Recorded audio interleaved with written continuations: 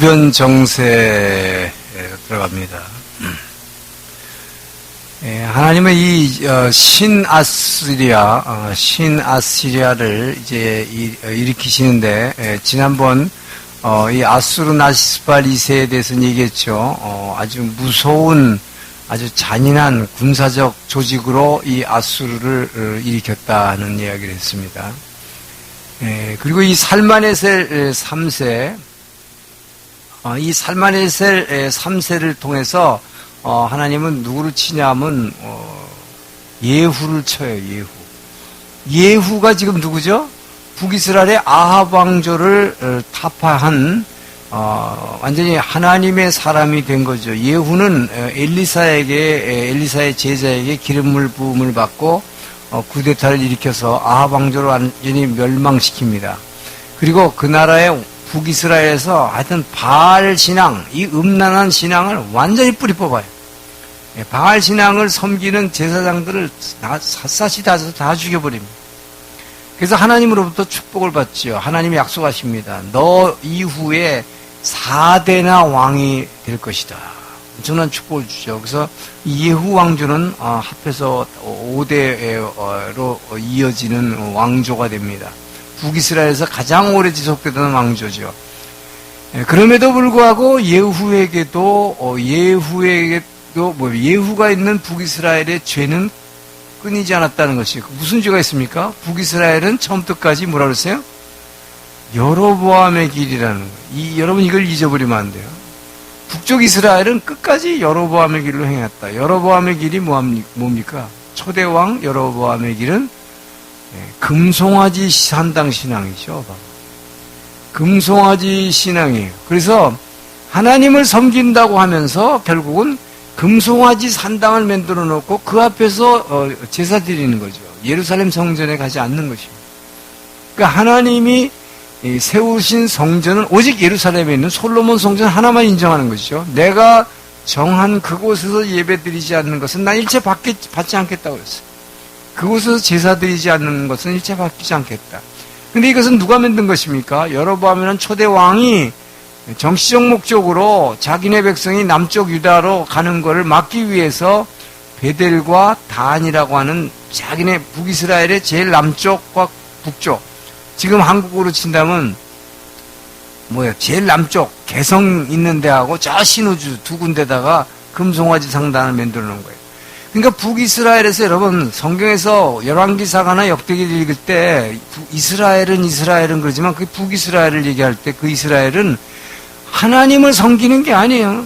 그 하나님을 섬기는 것 같이 하면서 실제로는 금송아지 산당에서 이 레위족 속의 제사장도 아닌 왕이 임명한 이 아무나 하는 제사장이 엉터리 예배를 드리고 있는 것이죠. 그렇기 때문에 이 예후든 이 금송아지 여로보암의 길에서 떠나지 않았다고 성경은 얘기하고 있습니다. 그래서 이 예후를 치는 것이 살만에서 3세예요. 그러니까 저 뒤에 북이스라엘을 지금 위에 있는 아람을 통해서 시리아를 통해서 치셨다고 했는데, 시리아를 통해서 치지 않고 저 뒤에 있는 아수리아를 통해서 이 예후를 쳐요.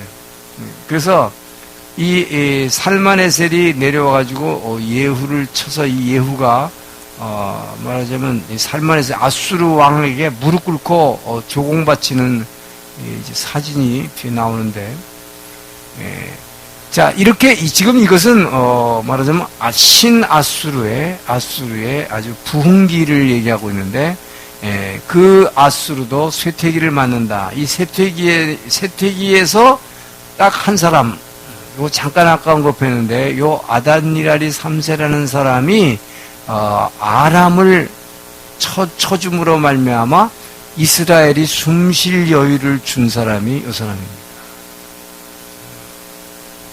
그리고 바로 한 80년간 이 한 아수르가 이렇게 쇠퇴기를 맞게 함으로 말미암아 이스라엘과 유다 분열 왕국이 좀 숨쉬고 다시 일어날, 다윗과 솔로몬 때처럼 이렇게 크게 일어날 수 있는 기회를 주시는 거죠. 그러고 나서 이제 뒤에 위대한 팽창에, 이것은 아직 한참 이스라엘이 멸망할 때 등장하는 역사이기 때문에 지금은 그냥 생략하고 뒤에서 설명토록 하겠습니다.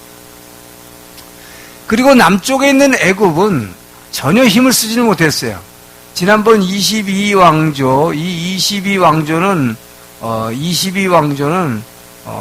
이 힘을 못 쓰고 이 22왕조도 비실비실했다고 그랬는데 지금 23왕조도 이어서 둘 다 리비아 계통, 이 옆에 있는 리비아 사람들이 바로 왕이 된 왕조입니다. 그런데 이 하부 이집트만 다스렸고 이 상부 이집트는 전혀 영향을 못 미치는 그런 아주 연약한 왕조였기 때문에 이 애굽은 이 당시에 이제 아직 힘을 전혀 못 써요. 그러니까 초기 당시에 이 22왕조에 쇼생크 1세라는 사람, 성경에 등장하는 시삭 왕이라는 사람 하나만 초대 분열왕국 당시에 르호보암 왕 때 예루살렘을 쳐들어와가지고 금방패를 다 뺏어갔다고 그랬죠. 그러니까 애굽이 이 약속의 땅에 간섭했던 것은 초기 한번 딱 이 분열왕국 시대에 르호보암 초대왕 때 한번 와서 예루살렘을 친 거 이외에는 계속 애굽은 지금 침체된 상태에서 이 약속의 땅에 간섭을 못한다는 것입니다. 자, 이런 상황에서 이제 아까 설명했던 예후의 반역을 구체적으로 좀 설명을 하고자 합니다. 하나님께서는 이 엘리야와 엘리사를 통해서 특히 이제 엘리사를 통해서 예후에게 기름 부라고 그랬지요. 자, 그래서 이 아람과 이스라엘은 항상 대치하고 있었어요. 이렇게 여기가 경계선입니다. 이 길르앗 라못이라고 하는 것이 이 위에 있는 이 아람 땅과 이스라엘의 국경지대예요. 그래서 이 길르앗 라못에 늘 수비대가 있었는데 여기에 예후 장군이 길르앗 라못에서 말하자면 아람과 대치하고 있어요. 이시조선으로 말하자면 이성계가 이 위화도에서 이렇게 회군하는 거지. 지금 딱 그거예요. 위화도 회군이 이게. 아람과 대치하고 있다가 결국 뭡니까?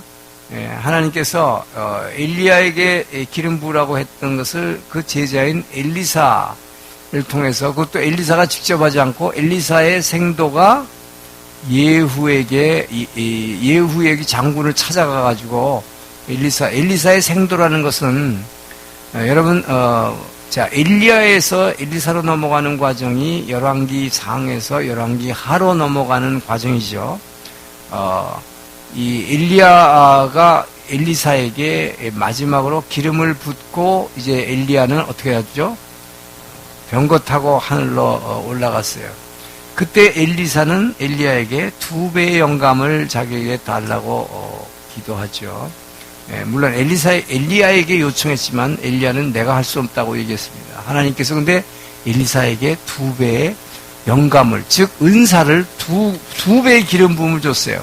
그래서 이제부터 엘리사가의 이 행적은 엘리야에 비해서 엄청난 기적을 많이 행하는데 구약에 나오는 선지자 중에서 가장 많은 기적을 행한 사람이 엘리사이고 그 엘리사가 행한 모든 기적은 예수님이 이 땅에 오셔서 행하신 모든 기적을 전부 다 하나도 거의 빠짐없이 이 하나의 예표로 샘플로서 엘리사가 다 보여준 것이다. 자, 그 이 엘리사는 엘리야에게 뭡니까? 엘리야와 엘리사는 예언자죠, 예언자. 우리는 선지자라 그렇게 한국말로 부르지만 이 일본어로 표현할 때 꼭 예언자, 요겐샤라고 얘기합니다. 예언하죠. 이 사람들은 예언하죠. 근데 실제로 예언 말보다는 지금 행동을 통해서 지금 기적을 많이 나타내고 있는데 어쨌든 이 엘리사가 만들은 것으로 성경을 볼 때 엘리사가 뭘 만들었다고 생각되냐면 예언자 학교, 스쿨을 만들었습니다. 영어로 하면 prophet school, 그러니까 예언자 학교, 요겐샤 학교를 만들었어요. 그래서 거기 생도들이 많이 있었던 것 같아요. 최소한 한 50명에서 100명 정도 있었던 것으로 보입니다. 그래서 예언에 대해서 가르쳤어요. 이 생도들이 이제 엘리사에게 배웠는데 그 생도 중에 한 사람이 예후를 찾아가서 기름 붓고 도망갑니다. 자, 그래서 그 기름 붓고 당신이 이 이스라엘의 왕이 될 것이라고, 이것은 하나님의 말씀이라고 전해주고 기름 부었기 때문에 예후는 그것을 믿고, 그 대신에 자기의 사명이 바로 이 아합 왕조, 오므리 왕조를 완전히 파멸시키는 것이다. 그래서 여기서 위화도 회군을 하는 거죠. 그렇죠? 이 아람을 막으라고 여기서 지키고 있었는데 여기 군대를 돌려서 이스라엘 별궁으로 향합니다. 왜 이스라엘 별궁이 뭐라 했어요? 원래는 왕후의 궁전이죠. 그래서 이게 원래는 아합 왕의 아내가 아직 살아있어요. 아합 왕은 죽었지만 지금 그 아들 여호람이 지금 왕 노릇하고 있는데, 이 여호람이 길랏 라못 전투에서 부상을 입고 이 별궁에서 자기 어머니의 간호를 받으면서 여호람이 지금 병간호를 하고 있었어요. 이때 예후가 쿠데타를 일으켜서 군대를 돌려서 여호람을 갖다가 병석에 있는 여호와를 죽이는 것입니다. 자, 이 여호람을 죽이니까 이때 마치 밑에 남유다의 이 아하시아 왕이에요. 남유다의 아하시아 왕은 누굽니까? 바로 여호사밧의 손자예요. 예, 그러니까 누굽니까? 아하시아 아달랴의 아들이지. 아달랴의 아들이지. 자, 아달랴가 쿠데타를 일으키는 것은 바로 자기 아들인 아하시아가 자기 삼촌인 여호람의 병문안을 왔다가, 병문안도 잘 가야 돼요, 이거. 이런 악한 사람 병문안 갔다가, 여러분, 예수 믿는 형제 자매를 병문안 가야지. 이렇게 악한 사람 병문안 갔다가 자기가 횡사하는 거예요, 횡사. 자기는 아무 상관도 없는데 삼촌 병문안 갔다가 이 예후가 반역이다. 그러니까 이 남쪽 왕 아하시아가 얼른 도망갑니다. 도망가서 어디로 도망가려고 그러냐면 무깃도 군사기지로 도망가려고. 도망가다가 이 구르비탈이라는 곳에서 예후 장군에 의해서 죽습니다. 그러니까 예후는 여기서 뭘 하는 거예요? 아합의 일가를 죽이는 것뿐만 아니라 남쪽에 있는 이 아합 왕의 일가까지도 다 죽이는 것이죠. 이 사람은 이걸 어떻게 알았을까요? 이것은 바로 성령의 가르침이 이외에는 알 수 없어요. 왜 이 사람이 이걸 죽이려고 생각했을까요? 성령께서 죽이라고 한 거죠. 그래서 예후를 통해서 이 남과 북에 이 바알 신앙을, 이 음란한 신앙을 하나님 신앙 대신에 바꿔치기 하려는 자들을 다 죽이라고 하는 거죠. 심판하는 것이죠. 자, 그래서 이 남쪽에 아하시아 왕이 여호사밧의 손자죠. 여기서 죽어버리니까 결국 뭡니까?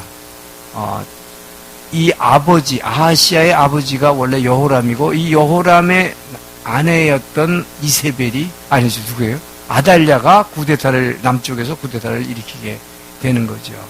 자, 그런데 이 예후는 여호람, 그러니까 북이스라엘의 아합의 아들인 여호람 왕도 죽이고, 남쪽에서 올라온 위문원 아하시아도 죽이고, 또 누굴 죽입니까? 아합 왕의 부인이었던 이세벨. 이게 제일 장본인이죠. 지금 바알 신앙의 아주 제일 왕초가 이세벨이에요. 왕태후를 죽이는데, 이 장면을 여러분 잘 알죠? 이세벨은 죽기 전에도 어떻게 합니까? 지금 군대 장관이 지금 총장이 반역을 일으켜서 자기 아들을 죽이고, 또 저기 가 있는 외손주까지도 죽이려고 지금 죽였고 지금 돌아오는 거예요. 자기를 죽이러 오는데 성문 위에서 눈 화장을 합니다. 이렇게 눈 화장하고 머리를 촥 화장하고 서서 너가 주군을 그렇게 죽이고 맘 편하냐? 큰 소리 뻥뻥 치죠. 그때 이 예후가 그 주변에 있는 황관들에게 명령을 합니다. 너희가 여호와의 편에 있다면 저 여인을 거기서 떨어뜨리라. 그래서 이 여인을 황관들이 던져서 성 위에서 던져서 떨어뜨려서 피투성이가 돼서 죽습니다. 그래서 엘리야가 죽기 전에 예언했던 것처럼 너 아합 왕의 피를 개들이 핥을 것이며 이 이세벨의 이 죽은 시체의 고기를 개들이 먹을 것이라. 이대로 이루어지죠. 비참하게 끝납니다. 그리고 이 예후의 반역을 통해서 사마리아의, 이게 수도는 사마리아죠. 이스라엘은 별궁이고, 자, 여기서 모든 왕들 다 죽인 다음에 사마리아에 가서 숨어있는 바알 숭배자들을 찾아내서 다 죽여버림으로써 하나님께서 예후에게 너는 5대까지 왕을 해먹을 것이라고 하는 축복을 준 것이죠. 그러나 예후가 없애지 않은 것은 뭐라 그랬죠? 여로보암 신앙, 이 금송아지 신앙은 절대 없애지 않았다. 그래서 북이스라엘의 역사는 처음부터 시작부터 끝까지 망할 때까지 여로보암의 길로 행했기 때문에 망했다 하는 것이죠. 자, 여기서 살마네셀 3세 아수르의 군대가 지금 바로 아까 예후를 치기 위해서 지금 내려온 거예요. 저 위에서 아수르의 군대가 쳐내려와 가지고 뭘 칩니까?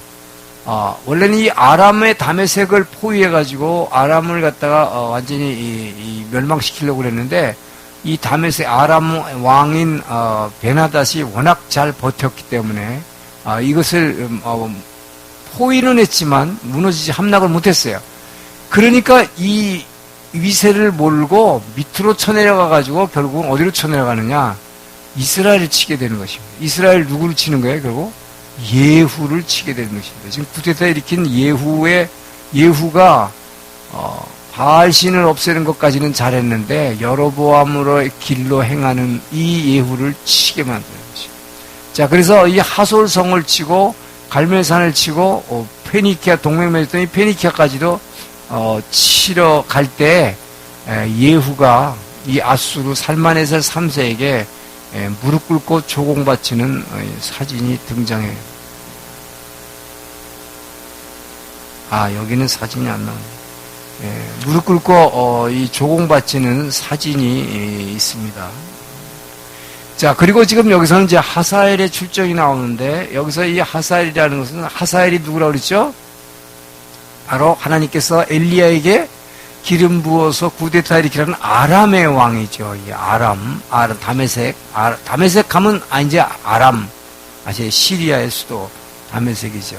이 다메섹에서 하사엘을 갖다가 이 구데타를 일으켜가지고 하사엘이 기름 부었죠. 엘리사가. 그래서 하사엘이 왕이 되어가지고 이 하사엘을 통해서 하나님이 어떻게 하신다고 그랬어요? 왜 벤하닷을 아람 왕을 하사엘로 구데타로 바꾸셨다고 그랬죠? 북이스라엘을 징계하되 방망이로 때리라고 그랬더니 손바닥만 때리니까 좀 세게 쳐라. 그래가지고 하사엘 이 악질을 왕으로 만들어갔더니 진짜 이 사람이 얼마나 악질이냐면 이 사람이 얼마나 악한 왕이면 엘리사가 이 사람에게 기름을 부은 다음에 얼굴을 째려봤다고 그랬죠. 계속 째려보니까 하사엘이 당신이 나한테 왕되라고 기름 부어놓고는 왜 이렇게 째려보십니까? 질문을 했어요. 그랬더니 뭐라고 그럽니까? 내 손에 내 칼에 죽을 내 백성들, 이스라엘 백성들의 그 여인들과 젊은이들을 생각하니까 내가 막 여기서 눈물이 쏟아진다고. 그런 말을 하죠. 이렇게 하사엘은 악한 사람이에요. 자, 이 하사엘을 출정을 시켜서 하나님이 이 이스라엘을 치십니다. 근데 북이스라엘만 친 게 아니에요. 지금 하솔은 북이스라엘의 큰 도시죠. 그리고 북이스라엘을 여기서 완전히 그냥 쑥대밭을 만들어 놨어요. 완전히 쑥대밭을 만든 다음에 어디까지 칩니까, 지금? 블레셋을 치잖아요. 가드, 이 요빠, 에그론, 이 블레셋을 치죠. 블레셋을 치고 나서 요 가드에 와가지고 이제 예루살렘을 치러 가려고 했더니, 이때 예루살렘의 왕이었던 요아스. 자, 요 요아스가 누굽니까? 아까 얘기했던 아달랴가 구데타 일으켜가지고, 이제 유다 왕국의 이 7대 왕으로 등극해서 6년을 다스리면서 성전을 완전히 더럽힙니다. 예루살렘 그 거룩한 성전을 이 아달랴가 그 안에서 바알신을 섬기면서 그 안에서 음란한 행위를 집단 행위를 하는 거예요. 성전에서. 여러분 생각해 보세요. 얼마나 더럽혔는지. 그 안에서 이 더러운 짐승들의 피를 막 뿌리고 그래가지고 성전을 완전히 더럽혀놨어요. 그래서 이 아하스가, 한 살 된 아하스가 제사장 여호야다의 손에 의해서 지성소에서 살아남았을 때 6년 동안 통치했기 때문에 7살에 왕이 됩니다. 이 요아스가 7살에 왕이 됐는데 여러분 요아스가 어떻게 합니까? 처음에는 제사장, 성경을 보면 제사장 여호야다가 살아있는 동안에 그가 하나님만을 바라보았으나 제사장 여호야다가 죽자 하나님을 버리고 다시 바알신, 자기가 없앴던 바알신, 이 요아스는요, 자기 할머니가 얼마나 성전을 더럽혔으면 자기는 종교 개혁을 한다고 성전을 정화하는 운동을 벌였습니다. 그래서 이 요아스가 왕이 돼가지고 7살에 왕이 돼가지고 제사장 여호야다가 시키는 대로 이 성전을 갖다 회복하려면 너무 더러워졌기 때문에 성전의 모든 것들이 예배드리는 모든 기구들마저도 다 더럽혔기 때문에 그리고 그 앞에서 음란한 행위들을 하고 했기 때문에 이것을 성전을 완전히 그냥 수리하고 다 이게 새로 고치고 하는데 돈이 너무 많이 들어가니까 헌금통을 만들었어요. 그래서 옛날에는 그런 제도가 없었는데 성전에 들어갈 때는 헌금을 내도록 한 것이 바로 이유였습니다. 이것이 예수님 당시에 얘기가 됐던 성전세가 된 거예요. 이게 원래는 성전에서 헌금을 하라고 결국은 이 더러워진 성전을 보수하기 위한 이 헌금통을 이제 마련했던 건데 이것이 세금 제도로 변해서 요아스 이래부터 성전에 들어갈 때는 세금을 내게 됐어요. 자, 그렇게 했던, 종교 개혁을 했던 이 요아스가 그 바알신의 더러운 걸 다 없애려고 했던 사람이 여호야다가 죽으니까, 제사장이 죽고 나니까 어떻게 했다고 그랬어요? 자기가 없앴던 바알신이 궁금해지는 거예요. 신하들이 옆에 와가지고, 그거 되게 재밌습니다. 한번 해보세요. 그렇겠죠. 이게 뭐라고 그랬어요? 정말 이 성경 공부하는 시간에 해서 용어가 그렇지만 그룹 섹스 하는 거죠. 바알신 앞에서. 그러니까 이 장관들이 막 부추기는 거예요. 이거 한번 해보세요. 여호야다 제사장 무서워서 당신 못했잖아요. 하고 싶었는데. 이런 식으로 한 거예요. 자, 그래서 타락하니까 바로 하나님이 아람의 하사엘은 북이스라엘을 치라고 했던 왕입니다.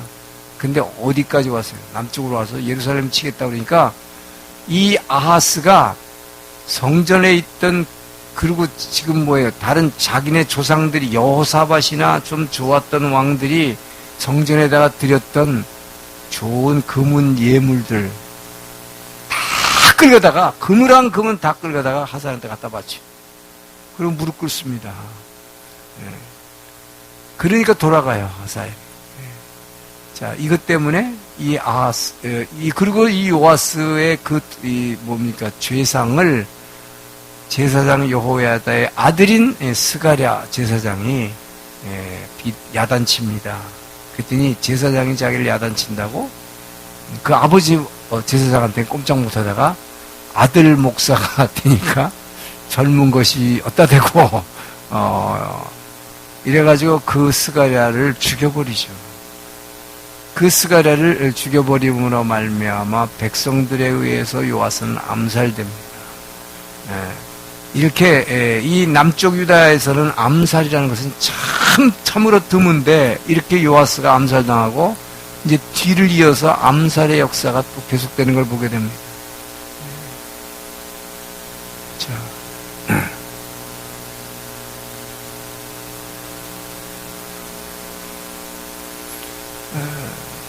이제 아수르가 다메섹을 공격하는데 이게 아까 이건 잠깐 얘기했던 거죠. 지금 하사엘이 북이스라엘만 조금 좀 괴롭히라고 그랬더니 남쪽 유다까지도 가가지고 막 쑥대밭을 만들어 놓으니까 하나님께서 야 우리 자식들 너무 힘들다. 너무 아프다. 그러니까 너 아람 하사엘아 너 아주 잔인하게 때리라고 그랬더니 너무 잔인하구나. 내가 세웠지만 안 되겠다. 그래서 저 뒤에 있는 아수르의 이 쇠퇴기에 있었던 왕이지만 이 아닷 미라리 3세라는 사람을 출정시켜가지고 이 아람의 주요 도시를 다 박살을 내버리죠. 하란, 갈그미스, 알레포, 그 다음에 하맛, 그 다음에 수도인 다메섹까지. 그래가지고 이 아수르라는 강대국, 이 아주 군사조직 같은 나라가 뒤에서 쳐들어와가지고 이 아람 다메섹을 갖다가 박살을 내버리는 거예요. 이렇게. 자, 이렇게 박살을 내버림으로 말미암아 이제 이 아람은 한 60년 동안 일어나지를 못합니다. 요 기간 동안이 이제 북이스라엘과 남쪽 유다의 왕들이 이제 점점 이 세력을 키워가지고 국제 정세 이 지역에서 다시 다윗과 솔로몬처럼 강대국을 이루는 시기가 오는 것입니다. 그러니까 하나님께서 잠깐 숨 쉴 틈을 주신 거죠. 그런데 문제는 뭐냐? 이 숨 쉴 틈을 줬을 때 이들이 좋은 신앙을 가졌으면 좋은데 계속 죄 짓는다는 거예요.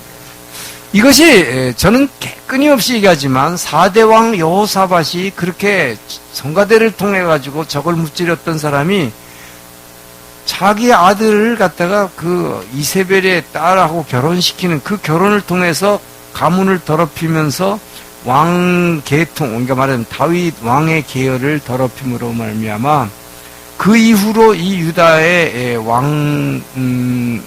말하자면 뒤에 나오는 계보들이 전부 우상의 길로 간다는 말하자면 자기 일가, 자기 아들, 손주, 뭐 여기서 끝나는 게 아니라 이 뒤로 대대로 내려가면서 지금 우상 숭배의 이 습관을 이 유다, 말하자면 다윗의 자손들에게 물려주는 엄청난 영적인, 말하자면 나쁜 유산을 남기게 됐다는 것이죠. 자, 그래서 그 아달랴가는 6년 통치하지만 결국은 그 제사장에 의해서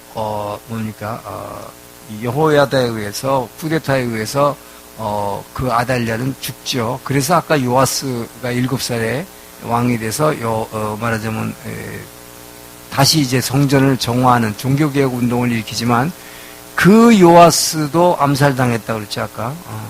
그 하사엘에게 당한 다음에 조공바친 다음에 그 다음에 구대왕이 아마샤입니다. 이 유다의 구대왕 아마샤. 이 아마샤하고 자 북쪽에 이 요아스의 결투라고 나오는데 북쪽의 요아스를 잠깐 할 필요가 있어요. 이 요아스는 누구냐면 요아스는 아까 예후 왕조죠. 이 예후 왕조에서 예후는 쿠데타 일으켜서 결국은 어떻게 했다고 그랬죠? 아합 일가 아주 바알 신을 갖다 북이스라서 완전히 없애버렸다고 그랬어요. 그러니까 하나님 축복해 주셨다고 그랬죠. 근데 그 아들이 아닌 손주입니다. 예후의 손주예요. 근데 예후의 손자인데 이 예후의 손자인 요아스는 누구를 굉장히 존경했냐면 엘리사 선지자를 굉장히 존경했습니다.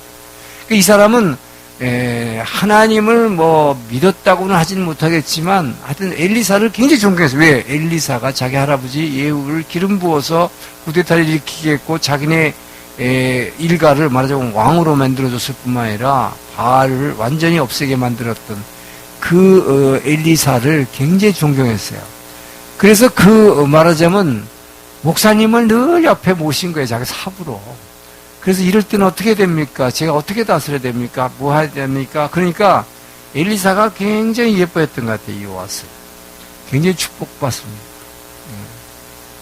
목사가 이런 얘기 하면 안 되는데. 목사를 옆에서 잘 섬기면 축복받아. 이 요아스는 하나님 믿는 사람도 아니었는데 굉장히 축복받아요. 그래서 엘리사를 통해서 하나님 축복하시는데 요아스에게 이렇게 축복합니다.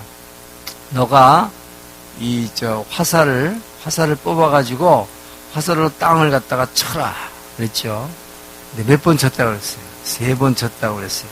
그랬더니 뭐라고 그래요? 내가 한 7번만 쳤으면 이 아람을 완전히 격파하고 이길 수 있었는데 너가 왜 3번만 쳤냐? 그 대신에 너는 3번 아람에게 승리할 것이다. 근데 이 3번 승리가 사실 이제 나중에 나오지만 놀랍게도 이 북이스라엘이 아람을 완전히 격파하고 오히려 아람을 지배하는 놀라운 일이 벌어지게 됩니다. 이것이 엘리사의 축복이었어요. 1~2살 동안 하나님이 축복했어요. 근데 그 전에 지금 아마샤하고 요아스의 결투라고 나오는데, 자, 이 아마샤 9대 왕입니다. 이 9대 왕은 지금 누구의 아들이죠? 바로 요아스. 그 한 살 때 지성소에 살아남았던 그의 아들이죠. 근데 이 아마사도 처음에는 하나님이 축복을 해줬는데, 이 사람이요, 축복받으니까 조금씩 교만해졌는데, 이 사람이 이제 예루살렘 유다 왕이죠. 에돔을 치기로 했습니다. 에돔. 자, 이 에돔을 치려고 했는데 어떻게 하려고 했느냐? 저 북쪽 이스라엘의 군대가 용맹하니까, 오늘날로 치면 북한군이 용맹해가지고 10만 명을 갖다가 용병을 샀어요. 10만 명. 엄청나죠. 이스라엘군 10만 명을 데려다가 에돔을 치러 가는 것입니다. 이 밑에는 에돔. 에돔 누구죠? 이스라엘의 형 에서의 후손들. 자, 이 에돔을 치러 가는데 용병을 10만을 해서 은 100달란트, 은 100달란트면 은 300kg입니다. 300kg 굉장한 거예요. 제가 늘 얘기하죠. 2톤 트럭으로 15대. 몇 킬로 그러면 잘 여러분 감이 안 와요. 근데 옛날에 생각하면 돼. 이사 갈 때 2톤 트럭.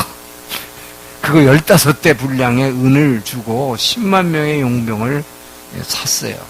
그랬더니 선지자가 막 나무라지요. 절대로 그렇게 해가지고는 안 된다. 하나님이 그냥 당신의 손으로 에돔을 물리치게 할 것이다. 그래서 용병을 돌려보내죠. 근데 돌려보내는데 굉장히 불만. 마음 못마땅해. 그렇지만 뭐 하나님의 명령에 할 수 없이 순종을 하죠. 순종을 했기 때문에 하나님 말씀에 순종하면 뭐라고요? 결과는 축복입니다. 그래서 하나님이 축복 주시는 게 이들을 돌려보내는 대신에 자기가 에돔을 쳤더니 이 소금 골짜기, 바로 이 사해 바로 밑에 여기에서 1만 명의 에돔 군사를 그냥 순식간에 베어버렸어요. 신이 났습니다. 그래서 에돔의 당시 수도인 셀라를 공격했더니 여기서 10,000명을 포로로 잡았는데, 이 포로를 10,000명을 잡아가지고 절벽 위에서 밑으로 떨어뜨려서 10,000명을 죽였다고 그랬어요. 이렇게 승전을 한 것까지는 좋았어요. 근데 승전을 하고 나서 이 아마샤, 9대 아마샤의 죄는 뭡니까? 지금 열왕기 상하, 여러분, 열왕기는 뭐라고요? 예레미야가 저자라고 그랬죠. 열왕기 예레미야는 유다의 멸망을 예언했고, 유다가 멸망하는 것을 예언하고 그 예언이 이루어 성취되는 것을 자기 눈으로 목격한 사람이다. 그러면서 열왕기 왕들의 이야기를 쓰면서 왜 이스라엘이 망했는가? 우리가 지은 죄 때문이다. 그래서 이 왕들의 죄를 지금 하나씩 지적하고 있는 것이죠. 그러다 보니까 반드시 왕들의 죄들이 나옵니다. 이 아마샤는 축복을 받았음에도 이 죄가 뭐예요? 이 에돔에 섬기는 신, 세일산, 원래 에서가 야곱하고 헤어져가지고 세일산으로 들어가서 사냥했다고 그랬죠. 근데 그 세일산에서 섬기는 우상을 들고 와서 예루살렘에서 섬겼다. 도대체 이해가 안 되죠. 그러니까 선지자들이 뭐라고 얘기하느냐? 왕이시여, 당신이 이 에돔을 쳤을 때 그 에돔의 신인 세일산의 신이 당신한테도 졌는데 어찌하여 그 신을 섬깁니까? 당신의 하나님은 어디다 두고 이렇게 했는데도 이걸 섬겼다고 그랬어요. 참 희한하죠. 인간의 어리석음인데, 근데 아마 이게 뭔지는 모르겠지만 되게 재밌게 생각됐던 것 같아요.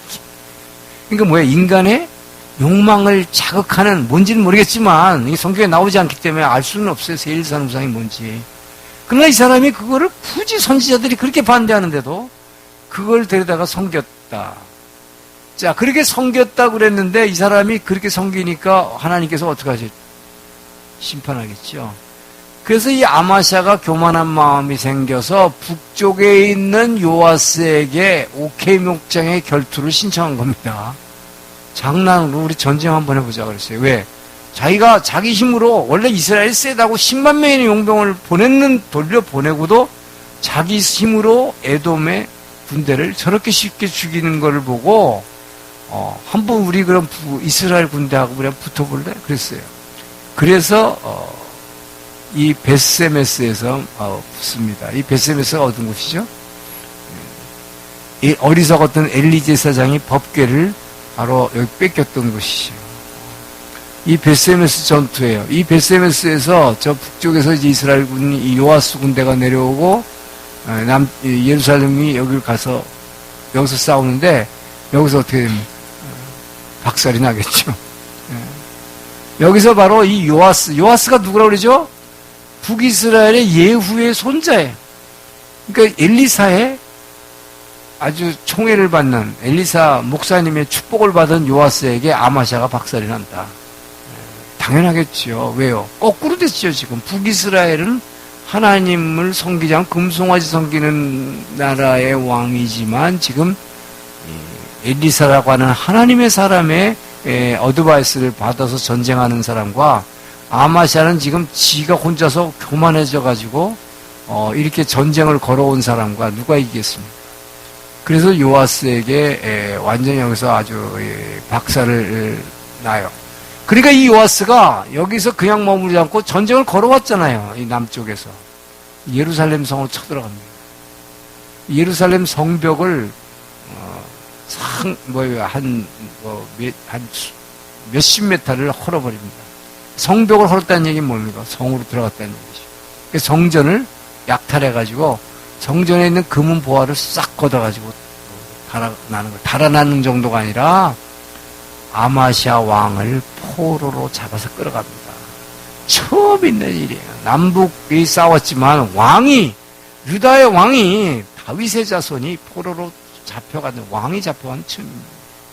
얼마나 수치당하는 것입니까? 이 교만이라는 것. 자기가 전쟁에 한번 이겼다고 이렇게 교만했다가 하나님의 사람의 말하자면 어드바이스를 받는 요아스에게 이렇게 망신을 당하고 결국 돌아왔지만 여기서도 뭐예요? 암살당하다. 암살의 전례를. 자, 암살의 전례일 뿐만 아니라 지금 뭡니까? 끊임없이 우상숭배. 자, 아달랴가 바알 우상을 그렇게 섬겼다 그랬지만 그 밑에 요아스도 아까 그 요아스, 이 요아스하고는 다르죠.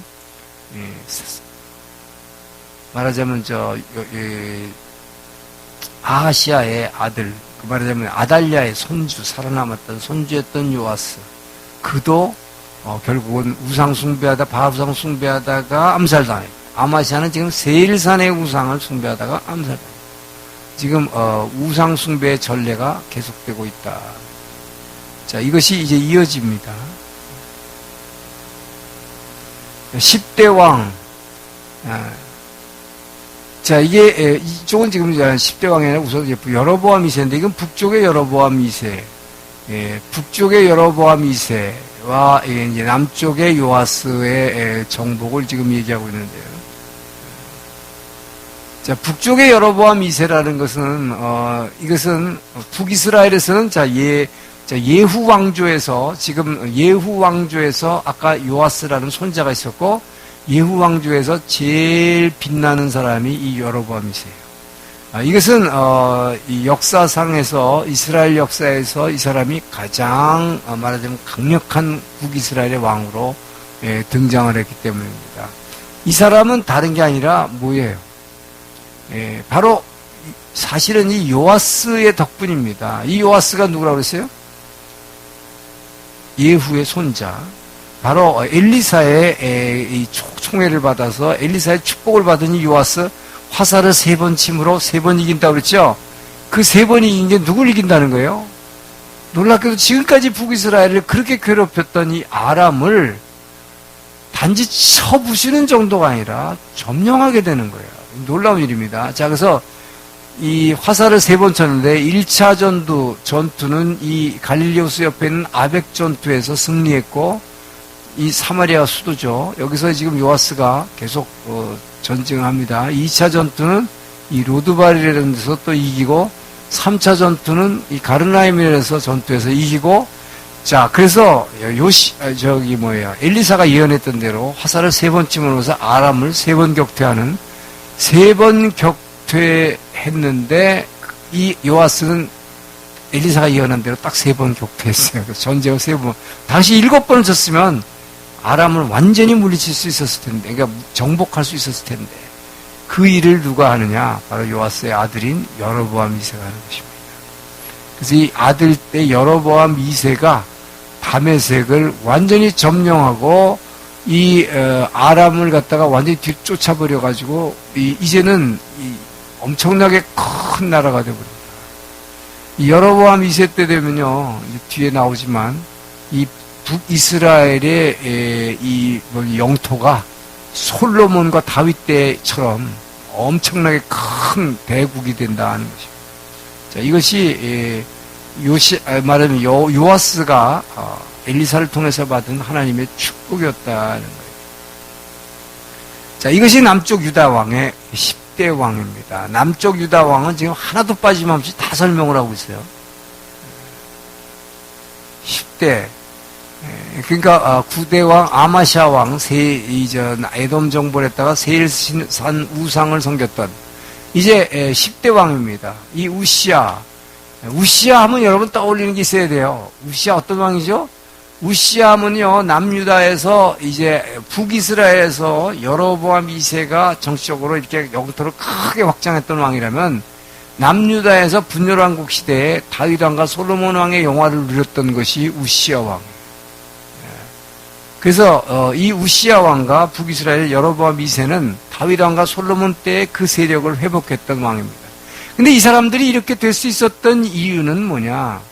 이 사람들이 무슨 되게 잘나서가 아니에요. 여로보암 2세나 우시야라기보다. 이게 뭐예요? 하나님께서 아까 어떻게 했다고 그랬어요? 저 아수르에 있는 한 세태기에 있는 왕 한 사람을 시켜가지고 저 위에 있는 아람 세력을 완전히 박살냈기 때문에 힘이 다 빠졌기 때문에 지금 이런 식으로 북이스라엘의 왕들이 왕이 아람을 점령할 수 있게 만들어줬고 또 어떻게 했어요? 이 남쪽도 우시야가 이 밑으로 점령할 수 있는 하나님께서 북쪽 이스라엘과 남유다가 숨 쉴 수 있는 시간을 60년이나 주셨다. 왜? 내 자식이 너무 아프니까. 그래서 이 기간 동안에 이들이 이제 말하자면 큰 정복 전쟁을 벌이게 되는데, 자, 이 우시야 왕, 근데 이 사람은 이렇게 정복 전쟁을 해서 아주 어디를 정복했느냐? 우시야는 그동안 뭐예요? 늘 유다 왕국의 제일 장애가 되는 게 뭡니까? 항상 이 블레셋이죠. 이 블레셋. 이 블레셋을 쳐가지고 아수돗도 치고 아부데도 치고 가드도 쳐갖고 다 점령해버렸어요. 그래가지고 블레셋을 완전히 여기서 요만큼 요렇게 아주 그냥 해변가로 다 쫓아버린 거죠. 해변가로 완전히 쫓아버렸어요. 그러니까 다윗 때처럼 완전히 해변가로 이렇게 가둬버렸어요. 이렇게. 그래가지고 여기다 철책을 쳤다고 그랬어요. 자, 여러분 요즘 여러분들이 국제정세에 관심을 가져서 신문을 보시면 잘 아시는데 잘 모르시겠지만 지금 이스라엘을 보면 어떻게 됐습니까? 바로 이 팔레스타인 지역에 어떻게 하고 있어요? 또 이 사람들이 폭동을 일으키고 마음은 철조망을 팍 쳐가지고 이들이 못 나오게 만들죠. 이들이 못 나오면요, 팔레스타인 사람은 여기를 나와서 예루살렘이나 이렇게 큰 도시로 유다의 땅으로 나와야 일을 할 수 있어요. 소위 말하는 바이트를 할 수 있어. 아르바를 할 수 있어. 그런데 이 사람들은 여기 철조망을 쳐놓고 못 나게 오면은 먹고 살지 못해요. 그래가지고 이들은 줄을 서가지고 막 이 국경선에 초소에서 막 초조하게 기다립니다. 왜냐면 여기를 나와야, 오토바이 타고 나와야 그날 벌어서 먹고 사는데, 이들이 폭동을 일으켜라 문제만 생기면 딱 찌어요. 근데 이게 보니까 이때부터 이렇게 했더라고요. 철조망을 쳐가지고. 우시야가 완전히 블레셋을 제압해버렸고, 그 다음에 어떻게 했느냐. 이 밑에 있는 이 에돔을 갖다가 완전히 정벌했을 뿐만 아니라, 이 밑에 있는 남쪽, 말하자면 사막지대를 다 장악해가지고, 중요한 것은 뭡니까? 이 에시온 게벨이. 이 에시온 게벨이 뭡니까? 요 밑이 바로 홍해잖아요. 이 홍해로 이르는 길을 말하자면 우시아가 여기를 정복했다는 것은 뭡니까? 국제 무역의 통로를 솔로몬 때처럼 확보한 거죠. 솔로몬 이래로 처음입니다. 그래서 이 국제 무역 통로를 확보했을 뿐만 아니라 또 오늘날 국제 정세를 보게 되면 어떻게 돼요? 여러분들이 국제 정세 잘 모르시겠지만 이스라엘에서 이 지금 팔레스타인 분쟁에서 제일 문제가 뭡니까? 여기 까맣게들 보이는 거 있죠? 이게 이런 걸 뭐라 그래요? 이거는 성경 역대하에 보게 되면 또 거친 땅에 망대를 세우고, 근데 이 망대라는 맛은 그냥 말하자면 지키는 이 망대라는 의미보다는 여기서는 뭘 얘기하면 세틀먼트, 영어로 세틀먼트라고 해요. 정착촌. 늘 신문에 보면 지금 이스라엘과 이 팔레스타인 간의 분쟁이, 그 아랍 분쟁이 정착촌 문제죠. 이게 정착촌이에요. 그러니까 이 사막지대지만 이런 이 거친 땅이죠. 지금 역대하에 나온 식으로 거친 땅에 망대를, 이 거친 땅에 정착촌을 막 세워놓는 거예요. 이 얘기는 뭡니까? 유대인들이 이 땅은 우리 땅이라고 거기서 막 살기 시작하는 것이죠. 그래서 지금도 이 정착촌 문제 때문에 문제가 생기는데, 이 우시아는 뭡니까? 이렇게 해서 유다의 영토를 갖다가 이 남쪽으로 확장시킴으로 말미암아 결국은 애굽 하수, 여기 애굽 하수 홍해, 애굽 하수에서부터 저 위에 있는 이제 하맛 어귀에서 애굽 하수까지, 이것이 바로 다윗 왕과 솔로몬 시대에 이스라엘의 영토를 말할 때 하맛 어귀에서 애굽 하수까지. 그게 뭐예요? 하맛 어귀란 말은 여러분 아람 시리아 이거를 다 정복해서 그 아람 시리아의 저 끝 밑에 레바논과의 국경선까지가 다 이스라엘 땅이라는 얘기예요. 이것이 다윗 솔로몬 때의 땅이었고, 남쪽의 경계선이 바로 이 에시온계배 솔로몬 때의 무역 항구였던, 그러니까 남북에 지금 이거를 확 합치니까 딱 솔로몬 다윗의 영광이 다시 온 거예요. 그러니까 중동의 큰 제국이 다시 된 것입니다. 하나님이 이런 축복을 주셨어요. 근데 이 우시아가 이런 축복을 받다 보니까 이 정복전쟁이 기다리니까 보니까 무슨 문제가 생겼느냐. 인간은 어떡합니까? 이렇게 되면 교만이 생겨요. 내가 왕이다. 근데 이제 황제다. 해가지고 교만해진 거죠. 근데 이 사람은 희한한 취미가 있어요. 다른 거가 아니라 바로 뭐예요? 옛날에 사울 왕이 사무엘 선지자에게 의해서 뭐예요? 제사 드리지 말았죠. 왕은 제사 드리면 안 되게 되어 있습니다. 신명기에서 하나님이 규정한 거예요. 반드시 제사장이 제사 드려야 되어 있어요. 그런데 우시아가 내가 왕인데 왜 내가 제사를 못 드리냐. 자기가 뭡니까? 땅도 다 정복했고 자기가 다 할 수 있는데 하지 못하는 게 있다는 게 이게 마음에 안 드는 거예요. 그게 뭐였다? 성전에 제사를 드리는 것만은 못한다 그러니까 왜 내가 그걸 못하냐? 난 다 할 수 있다. 나는 황제다. 그래가지고 제사를 드리려는 거를 제사장 80명의 젊은이들이 달라들었다고 그러세요. 젊은 부목사들이 우리 이신석 전도사보다 힘 좋은 사람들이 80명이 달라붙었는데도 그걸 제끼고 제사를 드리다가 이마에 문둥병이 발해가지고 문둥병이 든 사람이 우시아죠. 그래서 우시아 하면은 가장 유다에서 분열왕국 시대에서 강하고 큰 왕이 됐지만 문둥병자 된 저주받은 왕이 된 거죠. 자, 여러분, 역사에서도요 이런 스토리들이 많이 있습니다. 제가 그냥 여러분에게 참고로 한 가지 가르쳐드리면, 나폴레옹이 세계를 정복한 전쟁에서 다 이겨놓고 왜 졌을까? 여러분 궁금하지 않아요? 생각도 안 해봤어요? 잘 모르니까. 근데요, 이게 정말로 이 나폴레옹이요 다 이긴 전쟁에서 이 사람이 참 어리석은 짓을 하게 되는데 지금 우시아하고 똑같은 상황을 보면 우시아하고 똑같다. 자,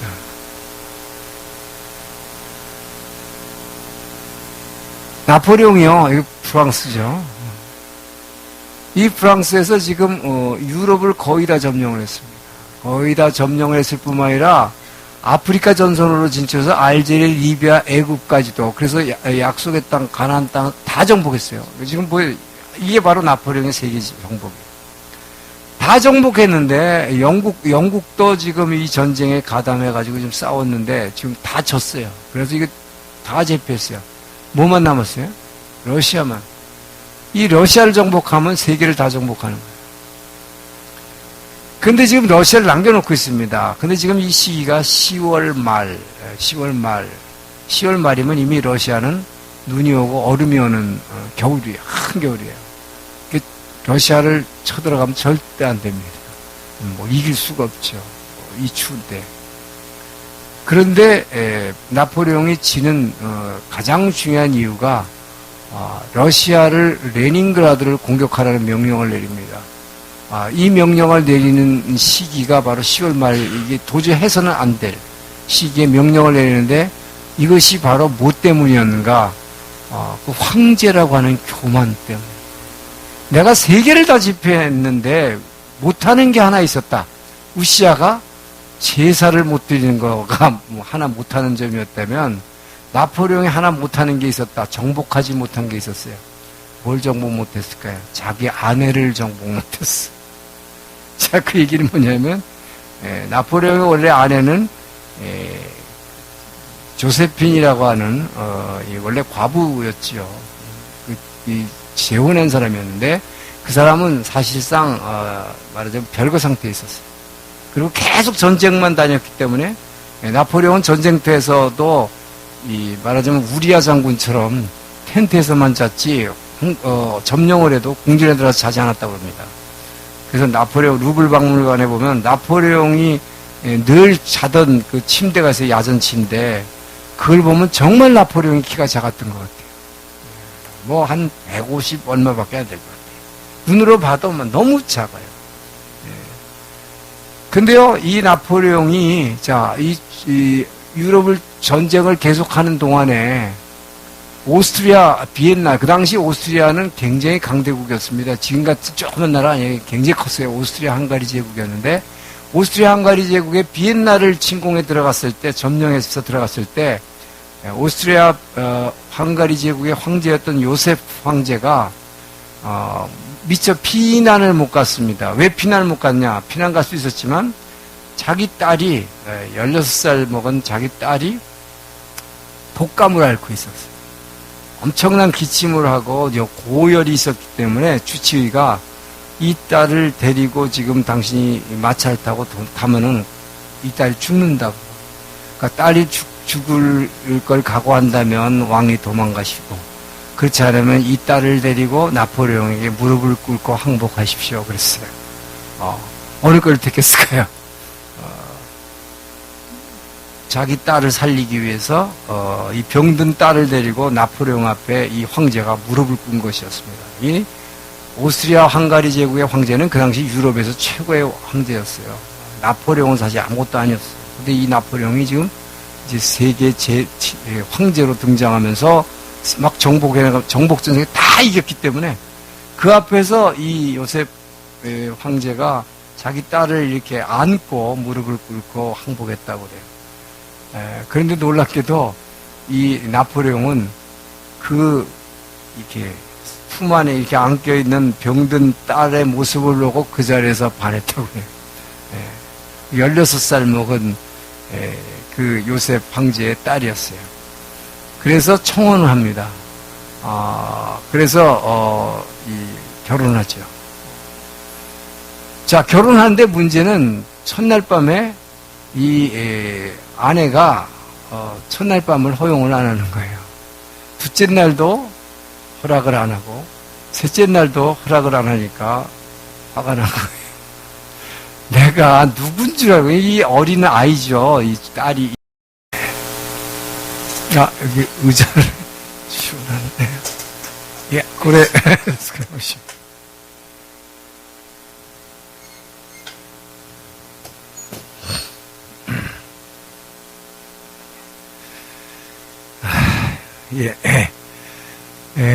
지난 시간에는 잠깐 제가 한일 간에 아팠던 과거 이야기를 잠깐 했습니다. 근데 그 목적을 여러분이 잘 이해하셔야 돼요. 제가 그 이야기를 한 것은 우리 한국 성도들은 너무 그 과거사에 매이지 말고 우리가 옛날에 아픔이 있지만 그 아픔을 그리스도의 사랑 안에서 이겨내고 또 오히려 우리는 지금은 자랑스러운 것이 우리에게 과거 잘못한 게 있지만 그 일본의 영혼들을 우리가 그리스도의 사랑으로 품고 사랑하기 위해서 온누리 교회를 여기서 세운 것입니다.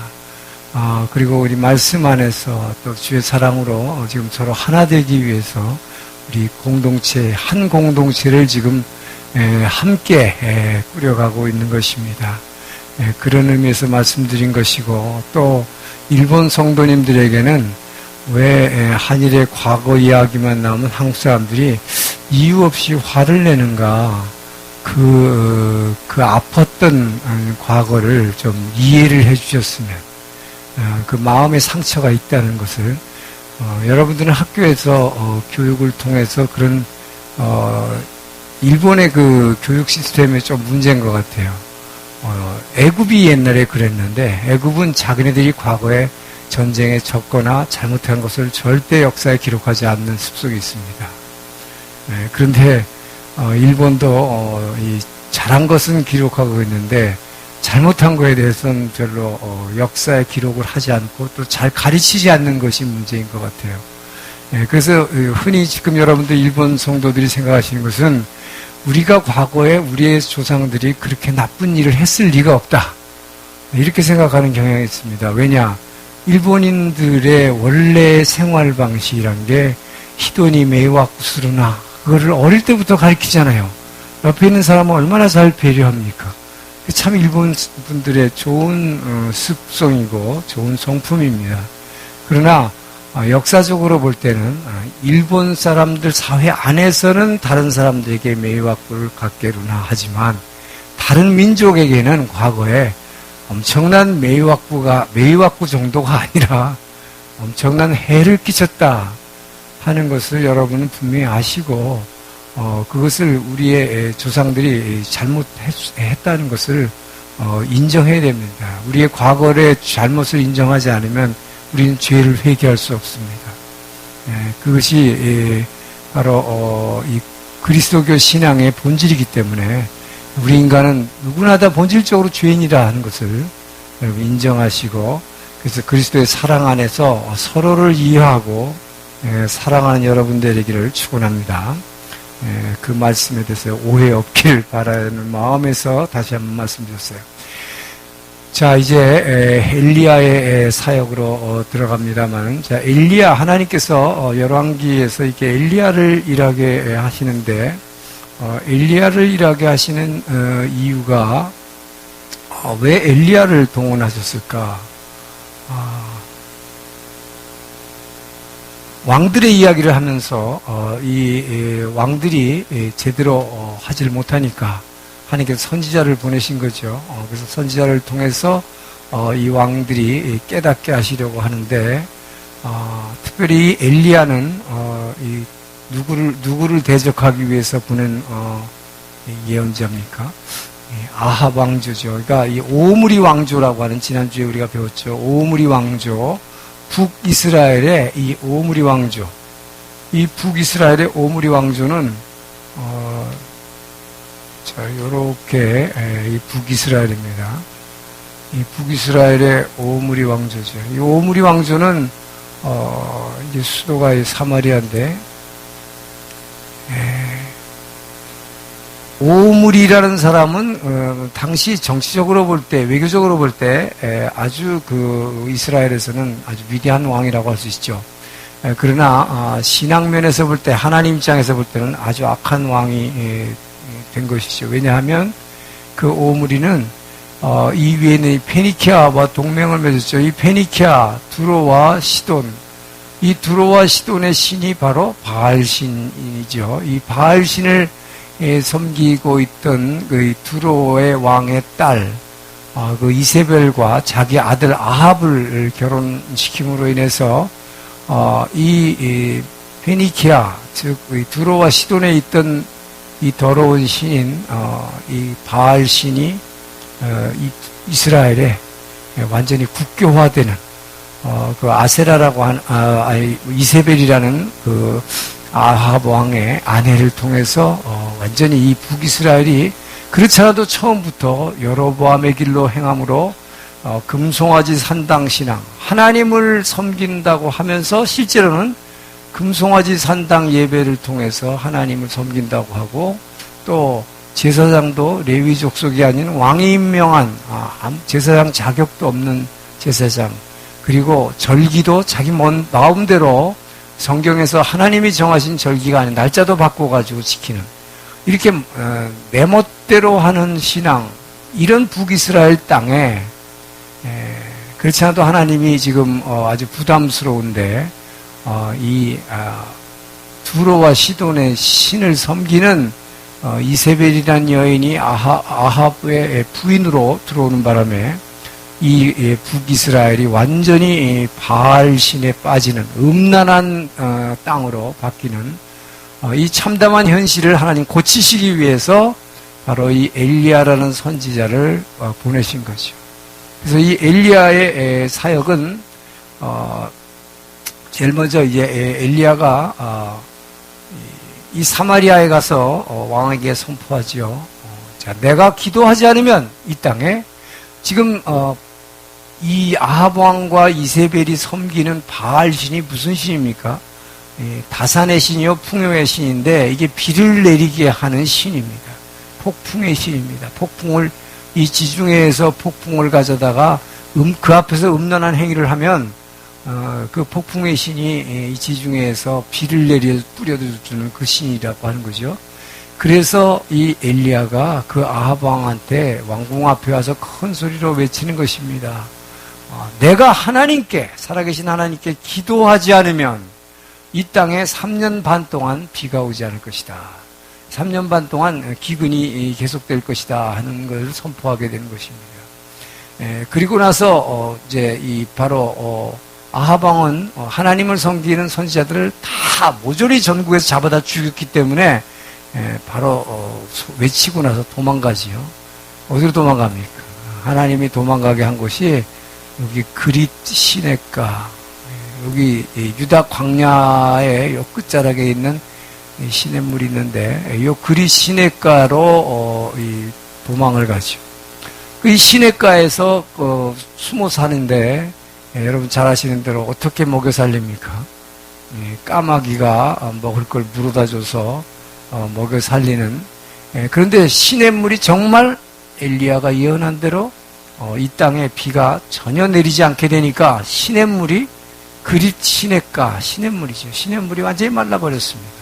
시냇물이 말라버리니까 까마귀도 먹고 살 게 없으니까 물어다 줄 수가 없죠. 자, 그래서 이제 분명히 이 기근이 시작되는 것을 확인했습니다. 그래서 하나님이 저 위에 바로 바알의 아내 아합이 왔던 이 두로와 시돈 땅으로 가라 하나님이 얘기하시죠. 그래서 이곳에 어디에 갑니까? 이 두로 위에 있는 사르밧에 사는 어떤 과부의 집을 찾아가게 됩니다. 잘 아시는 대로 사르밧 과부. 이제 기근이 계속되다 보니까 먹을 게 없어서 마지막 식량, 이 밀가루 한 줌, 그 다음에 이 기름, 올리브 기름 조금 요만큼 남았어요, 병에. 근데 며칠을 굶었습니다. 아마 일주일은 굶었을 거예요. 그러니까 요것만 남겨놓고 지금 마지막으로 자기 아들하고 이 엄마가 딱 둘이 살고 있는데 이걸로 이제 빵을 만들어서 먹고 죽으려고, 자살하려고 지금 작정을 하고 있는 그 순간에 하나님께서 엘리야를 보낸 거죠. 자, 그래서 엘리야가 이 집에 들어갔을 때 뭐라고 얘기합니까? 지금 이 사람은 이거 갖고 먹고 죽으려고 하고 있는 사람에게 벼룩이 간을 내먹지. 그거를 하나님의 사람인 나에게 이것을 먹여주면 당신의 집안에 3년 반 동안 밀가루와 기름이 마르지 않을 것이다. 하나님께서 3년 반 동안 공급해 주실 것이다. 여러분 같으면 믿겠어요? 여러분도 지금 먹을 게 없어가지고 그거 먹고 죽으려고 그러는데 마지막 식사를 하려고 그러는데 어떤 목사가 탁 나타나가지고 하나님의 사람인 나에게 그 음식을 주면 3년 반 동안 하나님이 먹여주실 것입니다. 이 믿음이 대단한 것 같아요. 그 여인이 이것을 믿기로 한 것이죠. 믿어보자. 믿음은 믿어보자 해서 출발하는 것이다. 믿어본 거죠.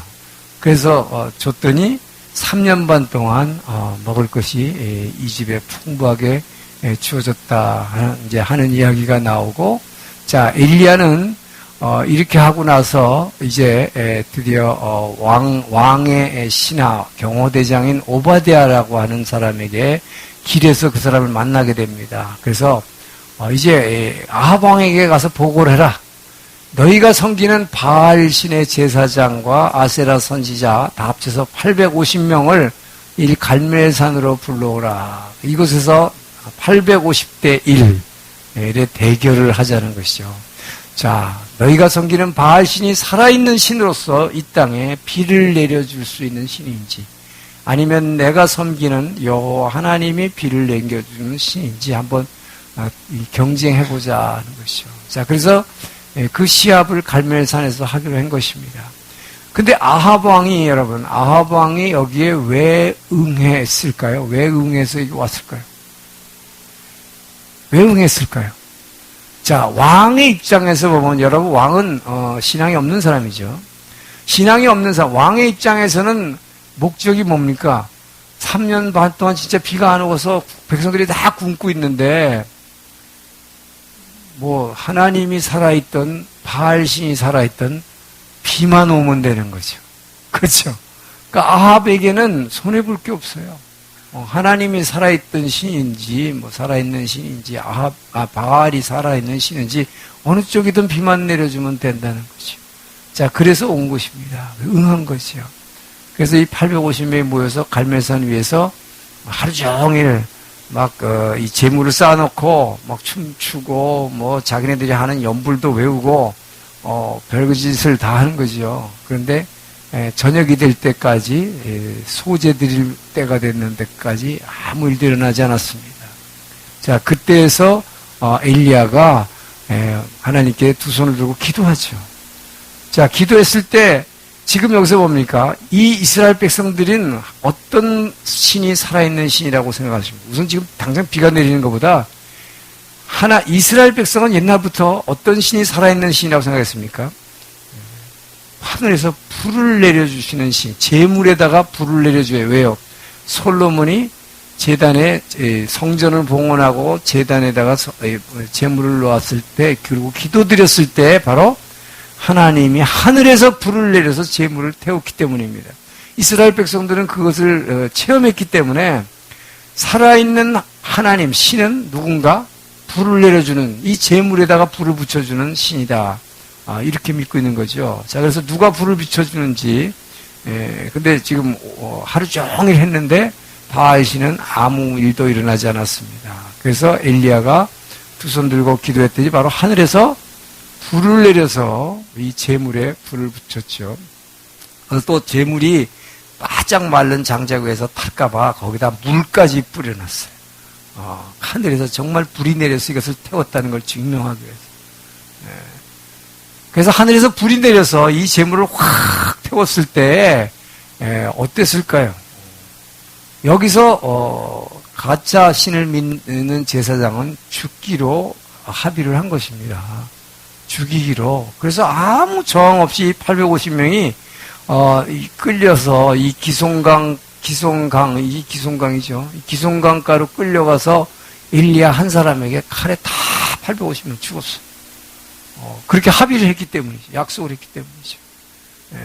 자, 그래서 살아있는 신은, 불을 내리는 신은 하나님이라고 증명이 됐습니다.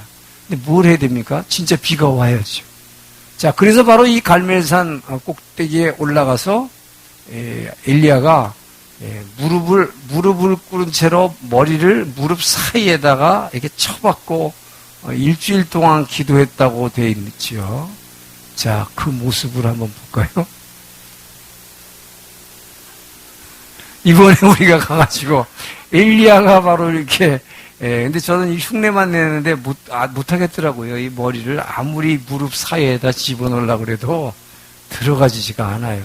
굉장하면 이 머리를 무릎 사이에다가 집어넣고 일주일 동안 기도했다. 자, 그래서 폭우가 쏟아졌다고 성경은 말하는 것입니다. 자, 이렇게 비를 이제 내려줬고, 그러고 나서 어떻게 했습니까? 자, 그러고 나니까 누가 제일 기겁을 했어요? 자, 여러분, 북이스라엘의 수도는 사마리아 궁전입니다. 근데 이 아내 이세벨을 위해서 아합이 이스라엘에다가 상하로 궁전을 만들어줬어요. 별궁을. 이 왕후를 위한 궁전들은 세계에 여러 군데에 있지요. 중국에도 북경에 가면 자금성이 원래 있다면 이화원이라고 하는 황후를 위한 아주 멋진 궁전이 있습니다. 인도에도 가면 타지마할이라는 왕후를 위한 궁전, 이런 것들이 항상 있는데, 여기도 지금 북이스라엘이 바로 오므리 왕조가 얼마나 강했다 하는 것을 알 수 있죠. 여기에 상하궁전을 세워놨어요. 여기 있던 이세벨이 그 이야기를 듣고 분노한 거죠. 어떻게 하나님의 선지자 엘리야라는 사람이 자기네 바알과 아세라서 850명을 죽이게 내버려뒀냐. 내가 그의 목숨을 반드시 죽이겠다. 그래서 이세벨이 군사 수천 명을 끌고 이제 쫓아오는 거죠. 그래서 이 엘리야는 여기서 엄청난 기적을 행했지만 목숨을 구하기 위해서 도망갑니다. 일주일을 도망가서 정말 완전히 기진맥진해서 브엘세바에 도착하죠. 자.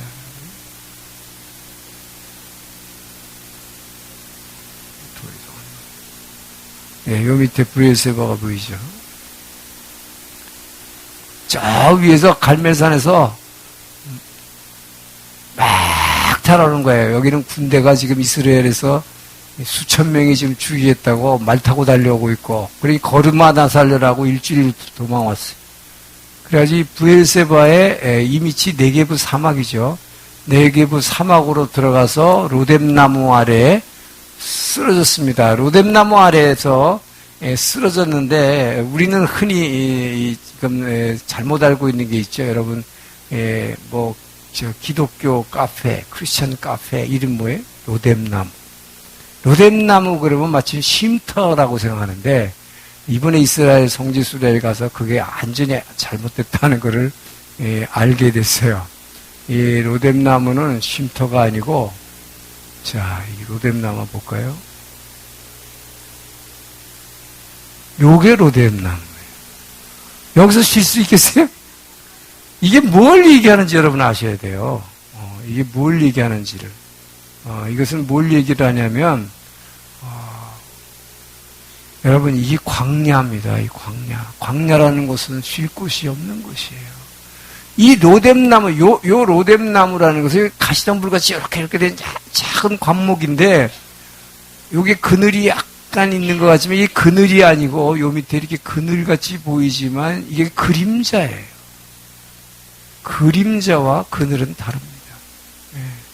그림자일 뿐인데, 일주일을 지금 굶고 도망와가지고 달아나는데, 이 떼양볕이 여러분 40도가 넘는 무더위에 여기를 달려왔을 때 물도 못 먹고 얼마나 지쳤겠어요. 그러니까 쉴 곳이라고는 여기밖에 없는 거예요, 광야에는. 그래서 이게 그늘도 아니지만 이 그림자 밑으로 머리를 박고 여기에 쓰러진 것이죠. 그러면서 뭐라고 합니까, 결국? 나를 하나님, 주여 넉넉하오니 나를 내 목숨을 걷어가 달라고, 죽여달라고 그럽니다. 너무 고통스러우니까. 이렇게 엄청난 이적을 행한 사람도 이렇게 고난 앞에서는 무력해지는 것이죠. 그래서 여러분, 이 로뎀나무라는 게 이게 쉼터가 아니에요. 고통 가운데에서 그나마 조금 뭔가가 위로를 받을 것 같이 느껴지는 곳이지, 실제로 우리에게 안식을 주는 곳은 아니다. 그러니까 여기서 쉬는 곳이 아니라 뭐예요? 죽여달라고 한 곳이에요. 근데 우리는 로뎀나무의 의미를 잘못 알고 있다는 것이죠. 굉장히 고통스러운 것입니다. 예, 자, 그래서 여기서 결국 하나님은 어떻게 합니까? 하나님은 이 엘리야의 사역을 굉장히 귀히 여기셨습니다. 그래서 엘리야가 이렇게 죽여달라고 하고 쓰러져 버렸죠.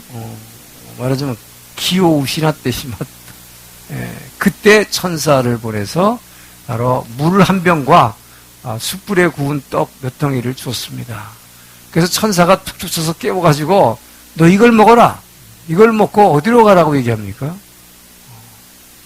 모세가 하나님의 말씀을 받았던 호렙산 시내산으로 들어가라고 합니다. 그래서 이 브엘세바를 떠나가지고 저 아래 시내산으로 40주야 40일을 이 광야길을 걸어서 혼자서 모세가 갔던 그 시내산 호렙산으로 들어간 거예요. 자, 그 시내산에 들어갔을 때 하나님이 이 성경책에 보면요, 하나님이 한 사람을 놓고 이렇게 엄청난 일을 행하신 일이 없습니다. 한 사람을 위로해주기 위해서, 단지 목적은 엘리야를 위로해주기 위해서입니다. 엘리야는 엄청난 일을 행한 거죠. 이 북이스라엘에서 이 바알 신을 없애기 위해서 이 오므리 왕조 아합의 일족을 완전히 대항하기 위해서 지금 살아계신 하나님을 목숨을 걸고 전한 것이죠. 그런데 지금 자기 목숨이 위태로워지자 죽여달라고 한 이 엘리야를 하나님은 호렙산에다가 동굴에다가 집어넣고 그 앞에서 요즘 말로 하면 그랜드 쇼를 하시는 그랜드 쇼. 호텔에 가면 연말에 그랜드 쇼, 디너 쇼 있죠. 여러 사람들에게 돈 받고 하는 거예요. 이건 하나님이 관중 한 사람을 놓고 그 앞에서 쇼를 하시는 거예요. 어떤 쇼를 하십니까? 광풍이 불게 해가지고 이 산이 막 무너져 내리고 바위가 깨지고 하는 것을 하나님이 그 쇼를 보여주시는 거예요. 하나님이 살아계시는 하나님이 내가 너와 함께 있다. 이걸 보여주시는 것입니다. 네. 그리고 막 옆에서 지진이 막 일어나고 불이 나오고. 네. 근데 하나님이 거기를 이 동굴 앞에서 관중 하나 엘리야를 놓고 왔다 갔다 하시는 거예요. 근데 그 열왕기상 여기를 보면 뭐라고 되어 있습니까? 지진이 나고 불이 나고 막 바위가 깨지고 하는데 하나님이 이렇게 지나가시는데 거기에 하나님은 계시지 않더라. 하나님 볼 수 없다는 것이요. 하나님은 눈으로 볼 수는 없지만, 그래서 하나님은 보이는 이것에 계시지 않다. 지금 여기서 엘리야에게 그걸 가르쳐 주는 거예요. 하나님은 보이는 현상, 우리는 기적이 일어나는 이 상태, 여기 하나님이 계시다 생각하지만 거기에 하나님이 계시지 않더라. 그런데 하나님은 어디에 계십니까? 눈으로 보고 있는 곳에 있는 것이 아니라 귀로 들려주십니다. 여기에서 세미한 음성을 들려주셨다. 세미한 음성. 제가 늘 여러분 하나님 만나는 거에서 주일 설교 때 얘기했죠. 그래서 하나님은 말씀으로 여러분을 만나주신다. 할렐루야. 우리는 기적이 일어났다고 그 자리에 하나님이 거기 계신다고 생각해. 그게 아니다. 분명히 여기서는 지금 보세요. 바위가 무너지고 지진이 일어나고 불이 일어나고 하지만 그곳에 하나님이 계시지 않더라. 그리고 세미한 음성으로 엘리야에게 말씀하시는 하나님. 하나님은 말씀으로 여러분을 만나주심을 믿으시기 바랍니다. 자, 그 세미한 음성으로 말씀해 주시는 그 말씀 가운데 이 엘리야에게 이제 죽기 전에 3가지 사명을 주십니다. 자, 마지막 사명 3가지. 첫째는 아람의, 여기 참 재밌어요. 하나님께서는 여러분 이 세계사를 하나님이 주관하시는 이걸 보게 되면 이게 잘 써지지가 않아요. 조금 낫네. 하나님이 쿠데타를 일으키라고 하는데 남의 나라에 쿠데타를 일으키게 하라고 합니다. 엘리야에게. 엘리야 자신이 쿠데타를 일으킬 수는 없죠. 그래서 아람의 군대 장관인 하사엘이라는 군대 장관, 말하자면 육군 참모총장한테 이 하사엘에게 네가 기름 부어라. 하사엘에게 기름 부어라. 라는 얘기 뭡니까? 기름 부으면 이 사람이 왕이 되는 거죠. 그러니까 이 아람 시리아의 왕을 지금 그 군대 장관하고 있는 하사엘이 쿠데타를 일으키기 위해서 왕을 삼아라 하는 것입니다. 자, 하사엘에게 기름 부으라는 이유는 바로 지금 이 이스라엘이 얼마나 악한지 이 이스라엘을 심판하기 위한, 지금도 이미 아람의 벤하닷이라는 왕이 이스라엘을 계속 지금 괴롭히고 있어요. 그런데 그거 갖고는 불충분하니까 하사엘이라는 사람이 군대 장관인데, 이 사람 군인인데 아주 무섭고 아주 잔인한 사람. 이 사람을 아람의 왕이 돼가지고 이스라엘 백성을 좀 더 잔인하게 치라는 것입니다. 그래야 회개한다는 거예요. 그래서 기름 부으라는 거예요. 자, 쿠데타 명령을 2개를 내리는데, 지금 아람이라는 수리아의 쿠데타를 일으키라. 또 하나는 뭐예요? 바로 이 이스라엘의 쿠데타를 일으키라는 것입니다. 북이스라엘. 이 이스라엘의 지금 이게 오므리 왕조가 지금 어떻게 되죠? 오므리 아들 아합. 근데 이제 아합은 이 길앗 라못 전투에서 죽죠. 지난번 누구하고 가서 죽죠? 남쪽의 유다 왕 여호사밧하고 합동으로 이쪽 길앗 라못에서 아람과의 전쟁에서 아합 왕은 죽습니다. 자, 그래서 이 아합 왕의 아들 둘이 이어서 지금 왕을 하게 되는데, 아하시아와 그 다음에 여호람이, 그래서 이스라엘의 이 여호람 왕을 죽이고 그 밑에 군대 장관하고 있는 똑같이 군대 장관입니다. 예후 장군에게 기름 부어라. 여기는 하사엘 장군이에요. 이 두 사람에게 장군에게 기름 부어가지고 양쪽 나라에다 다 쿠데타를 일으키는 것입니다. 자, 그래서 이것은 하나님이 일으키신 쿠데타죠. 자, 이거 보면 여러분 뭘 느낍니까? 이것이 인류의 역사에, 지금 우리 인류 역사에, 이게 지금 시리아의 역사에 나온 것이고, 이것은 이스라엘의 역사에 나오는 거예요. 이 역사를 하나님이 직접 주관하시죠. 누구를 쿠데타를 일으켜서 왕을 세우고 직접 개입하신 하나님 겁니다. 자, 그리고 마지막으로 너는 이제 힘이 소진하였으니 네 제자를 세우라. 그 후계자 세운 거죠. 그게 누구죠? 엘리사입니다. 그래서 엘리사에게 기름 부어라. 지금 이 3개가 다 뭐예요? 기름 부음의 명령입니다. 이 둘은 왕으로 삼은 기름 부음, 하나는 선지자로 부르는 기름 부음. 이것을 통해서 엘리야에게 엘리야를 슈르로 위로하시고 살아계신 하나님 보여주신 다음에 세미한 음성으로, 말씀으로 지금 사명을 주는 것입니다. 근데 이제 결론부터 말씀드리자면, 이 엘리야에게 이 기름 부으라고 3가지 사명을 주셨는데, 실제로 엘리야는 뭐만 하고 죽습니까? 엘리사에게 자기 제자에게 기름 붓는 것으로 촉한 것이에요. 이 2가지 사명은 이 제자인 엘리사를 통해서 이루어집니다. 자, 이렇듯 지금 하나님은 이 이스라엘의 오므리 왕조, 이 바알 같은 더러운 이 음란한 신을 섬기는 이 왕조를 없애기 위해서 지금 하나님은 얼마나 투쟁하고 계세요. 지금 엘리야를 통해서, 그리고 이제 엘리사를 통해서. 그러는 상황 가운데에서 이 반대쪽, 이 남쪽에 있는 유다, 바로 다윗의 언약을 갖고 있는 이 유다 땅에서는 엉뚱하게도 뭡니까? 그 여호사밧이라는 정말 성경에서는 하나님에게 점수를 잘 받은 왕으로 표현되는 그 찬양으로 모압 암몬의 100만 군대를 정가대를 통해서 무찔렀던 그 여호사밧이라는 사람이 어리석게도 어떻게 해요?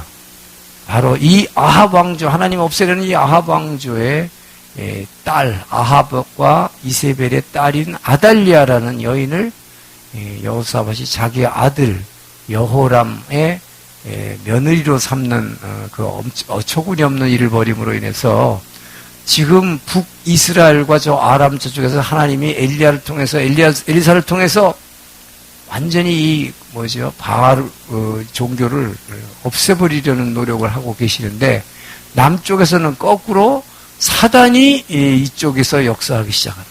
그래서 다윗 언약을 깨부수려는 전략, 사단은 더 만만치 않다 하는 것이죠. 자,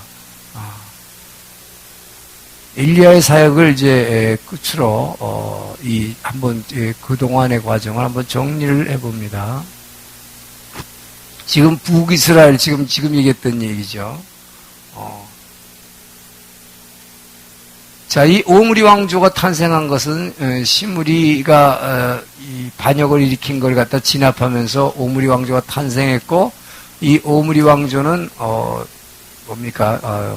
페니키아, 즉 두로와 시돈과 동맹을 맺으면서 그 시돈의 공주 이세벨, 요게 이세벨이 들어옴으로 인해서 이제 이 땅에 바알신이 들어오는 거죠. 이세벨. 그래서 이 이세벨이 오므리 때가 아니에요. 아합의 이 오므리가 자기 아합을 이세벨과 결혼시킴으로써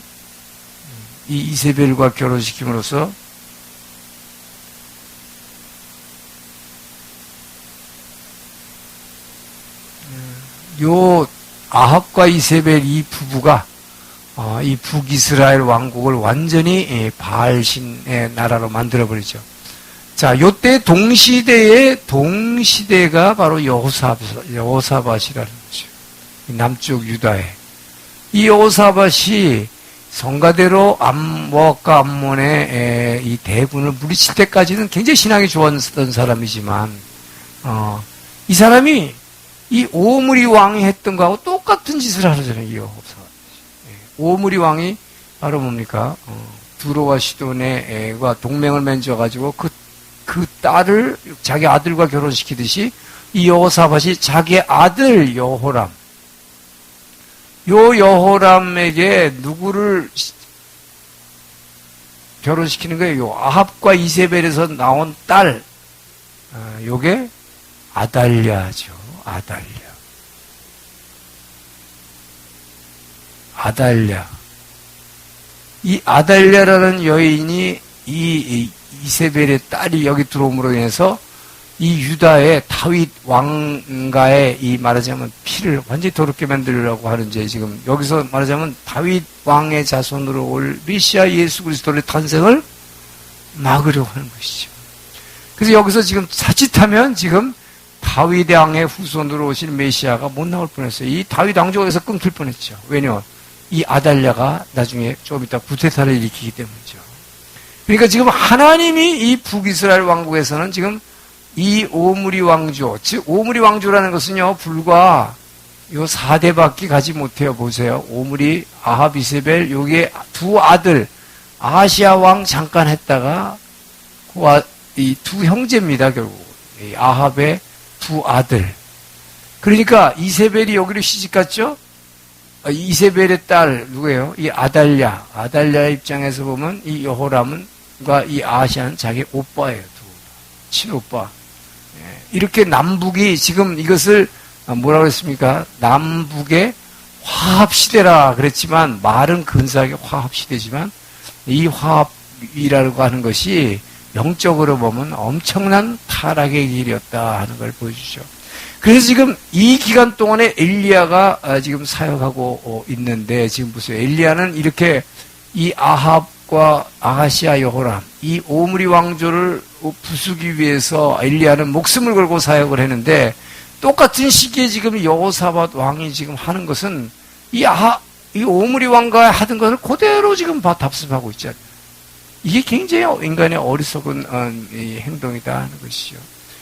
그래서 이 여호람, 아달랴, 자 여기에서 나온 이 아하시아가 나중에 죽는 이야기가 나오는데, 자 이것을 지금 여기서 예후에게 기름 부어라. 엘리야가 지금 뭡니까? 하나님이 주신 세 가지 사명이 있죠. 죽기 전에.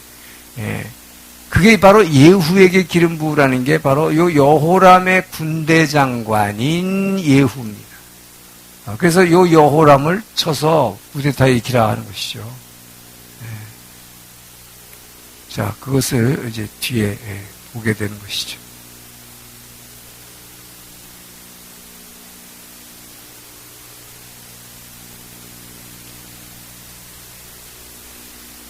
자, 이제 이 시대가 바뀌는 것입니다. 지금 그러니까 처음에는 남북이 서로 싸우던 경쟁 시대에서 남북이 지금 화해 시대라고 그랬지만 이것은 영적으로는 아주 타락한 시대가 됐죠.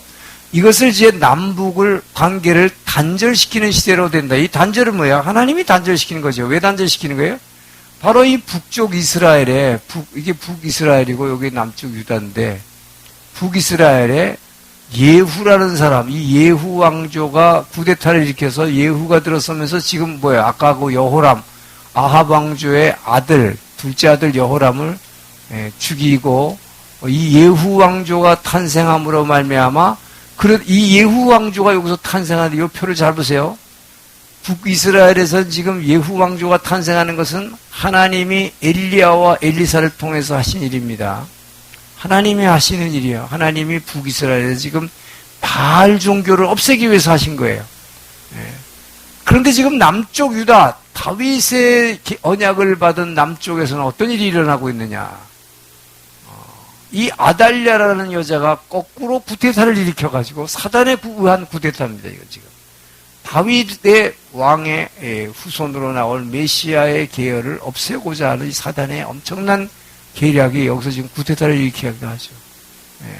자, 근데 먼저 지금 여기서 예후의 구테타입니다. 이것은 하나님이 엘리야와 엘리사를 통해서 이 오므리 왕조, 아합의 일가를 완전히 멸하시려는 그 계획이죠. 자, 그래서 이것이 남북 단절 시대인데, 자, 이 당시에 국제 정세를 지금 보게 됩니다. 지금 예후가 반란을 일으켰어요. 예후의 반란은 바로 오므리 왕조인 아합 일가를 완전히 없애는 것이죠. 근데 오므리 왕조, 말이 뭐 왕조지만 따지고 보니까 오므리의 아들 아합 부부인 아합과 이세벨, 그리고 두 아들 둘, 결국 두 아들, 거기까지밖에 못 간 거예요. 44년입니다. 오므리 왕조는 다 합쳐서 얼마 가지는 못했어요. 그러나 44년간을 북이스라엘을 완전히 바알 종교로, 국교로 삼아가지고 나라 전체를 음란의 왕국으로 만들어버렸다는 거죠. 하나님은 이것을 엘리야와 엘리사를 통해서 이제 예후의 장군의 반란을 통해서 그 왕가를 완전히 멸절시켜버린 것입니다. 자, 이것을 통해서 정세가 어떻게 바뀌었냐. 남북관계가 완전히 파탄이 나죠. 왜 파탄이 나요? 남쪽에서 유다에서는 아까 얘기했지만 거꾸로 누가 이제 구테타를 일으킨다고 했습니까? 아달랴, 바로 아합과 이세벨의 딸인 그 아달랴가 구데타를 일으켜서 왕이 되기 때문에 북쪽에 있는 오히려 자기네 오빠들이 다 죽어버렸죠. 아버지도 죽고 오빠도 죽고. 누구 때문에 죽었어요? 예후의 반란. 그러니까 남북이 지금 어떻게 돼요? 철천지 원수가 되어버리는 거예요. 그러니까 남북 관계가 단절이라는 게 그 얘기를 얘기한 것입니다. 그 다음에 주변 국가와의 단절은, 여기서 주변 국가라는 것은 바로 페니키아를 얘기하는 거예요. 왜? 시돈의 공주가 이세벨이잖아요. 예후가 반란을 일으켜가지고 아합의 아내였던 이세벨을 죽여버렸기 때문에 그 페니키아와의 동맹관계가 긴장관계로 바뀌었다 하는 것이요.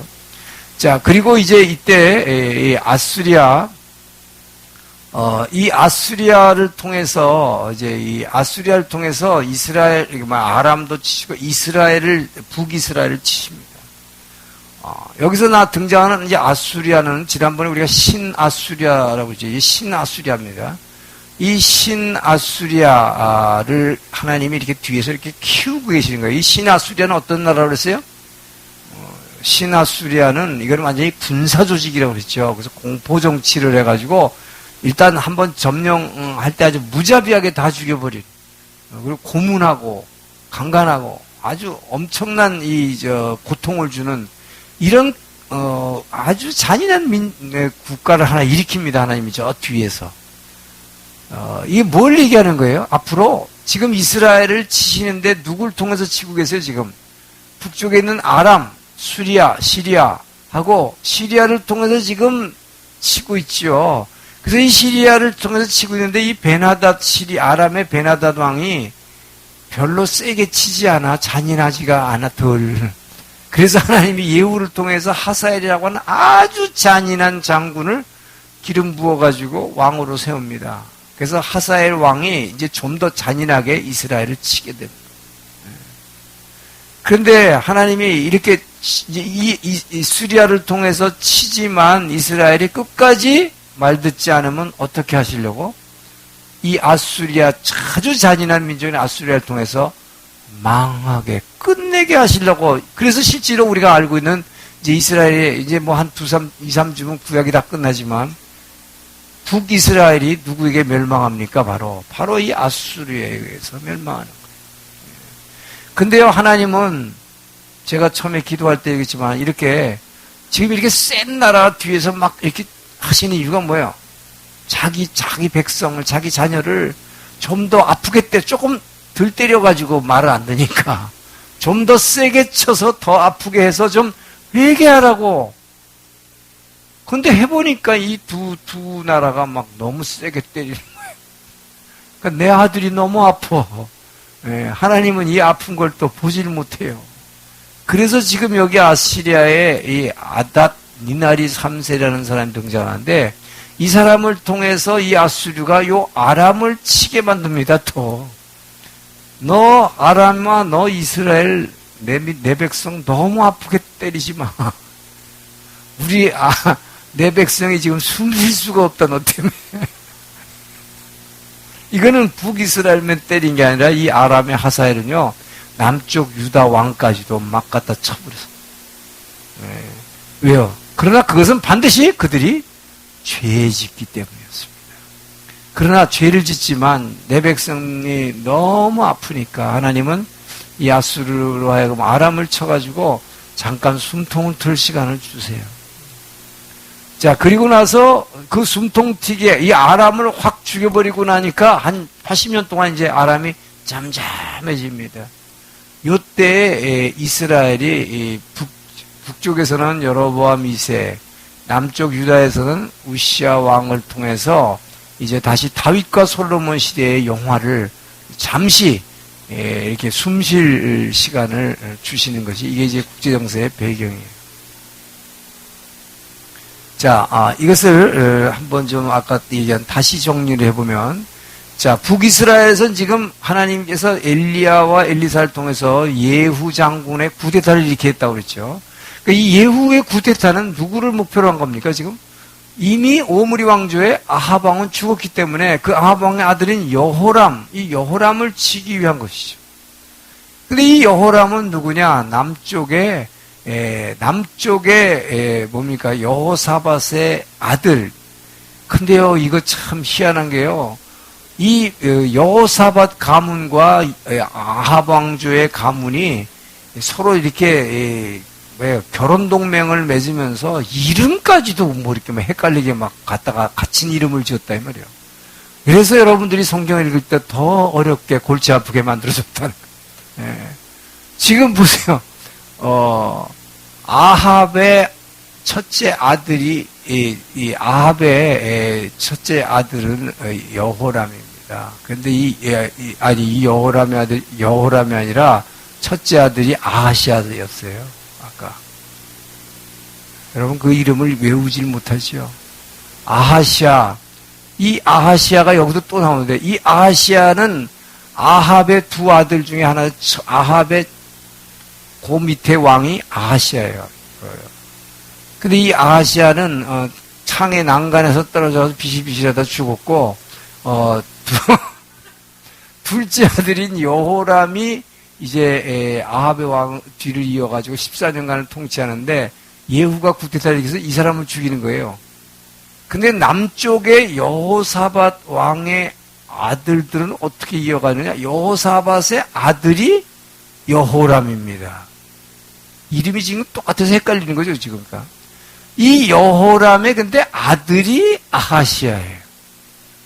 그러니까 여기랑 헷갈리죠. 아합의 두 형제의 이름을 따가지고 이 여호사밧이 자기 아들 이름 지었고 자기 손자 이름까지 이렇게 지어버렸다.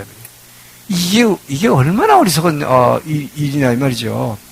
이렇게 해가지고 지금 어떻게 됩니까? 결국 따져보니까. 그래서 지금 족보를 정리해보니까 이 아달랴가 누구냐 하면, 자, 이세벨, 시돈 공주 출신인 이세벨인데, 지금 예후가 쿠데타를 일으켜서 아합의 아들인 여호람을 치죠. 여호람을 쳐 죽이니까 이게 누구예요? 여호사밧의 아들인 여호람의 아내인 아달랴. 요 아달랴의 오빠예요. 이 오빠를 죽인 거죠. 자, 여기만 죽은 게 아니라, 좀 이따 다시 이제 지도가 나옵니다만은, 이 아달랴의 어머니인 아합 왕의 부인, 이세벨. 이 바로 바알 신앙을 끌고 들어왔던 이 여인을 죽이죠. 이 여인을 죽임으로 인해서 주변국인 원래 이 출신이 페니키아니까 페니키아와의 동맹이 깨어졌다. 이게 주변 국가의 상황도 안 좋아졌고. 그 다음에 남쪽 아달랴가 오빠를 죽였으니까 예후의 쿠데타로 남쪽 유다와의 관계가 깨지죠. 왜? 남쪽 유다는 거꾸로 이 아달랴가 쿠데타를 자기가 일으켜가지고 다윗 왕의 후손도 아니면서 이게 이상한 정말 이방인이 들어가고 지금 너무나도 놀랍게도 다윗 왕가에 지금 계보에 자기가 집어넣어 버린 거예요. 이 아달랴가 유다의 7대 왕이 됩니다. 쿠데타를 통해서. 근데 이 쿠데타도 어떻게 일으키느냐? 자기 아들 누가 죽었어요? 이 아하시아도 이제 여기서 죽죠. 이 아하시아를 누가 죽입니까? 유다의 아하시아를 예후의 쿠데타에서 쿠데타군이 죽여버리는 거예요. 예후가. 자기 아들이 죽으니까 이 아달랴가 무슨 생각을 했냐, 여러분. 내 아들이 죽었어요? 그럼 누가 왕이 돼야 됩니까? 자기 손주들이 돼야 되죠. 손주들이 있는데 손주들을 자기 손으로 다 죽여버렸습니다. 그 예쁜 손주들. 다 죽여버리고 왜요? 자기가 왕이 되려고. 왜 쿠데타를 일으켜서 자기가 왕이 된 거죠. 손주를 다 죽였다고 생각했는데 한 살배기 이제 막 갓 돌이 된 요아스라는 아기가 하나 살아 있었어요. 그래가지고 제사장이 요아스를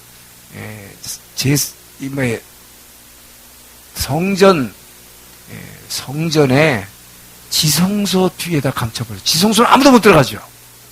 그래서 이 아달랴가 쿠데타를 일으켜서 자기 손자들을 다 죽여버렸는데 지성소에다 감췄기 때문에 한 살짜리 아들을 살린 거죠.